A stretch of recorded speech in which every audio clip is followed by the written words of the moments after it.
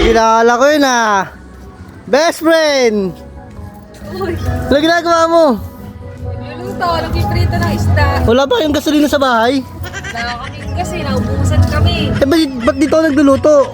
Ganon din naman yung init ng araw, tsaka yung init ng kalan. Parehas lang yan, makakaluto yan. Sobrang init eh. Maniwala ako makaluto yan. Ayaw maniwala. Pag nakaluto ako, bibigyan pa nga kita eh. Gusto mo, balikan mo ako maya-maya eh. Yo, sige, babalikan kita sakto. Wala kang ulam ha. Sige. Ang bahala.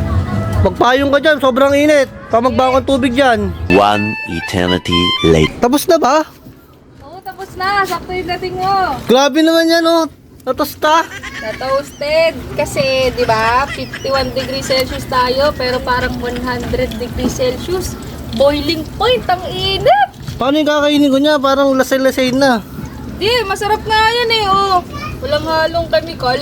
Sakto yung pagkakaluto, oh. Nakadikit pa nga yung ulo eh. Meron ako dyan ha. Meron ka dyan. Dalawa. Dalawa? Ay, tatlo. Para I love you. Ay, Eh. best friend naman. Nagbibiro ka. Walang ganon. Walang biro doon. Sige na. Wala Kumain akong- ng kanin. Walang kanin.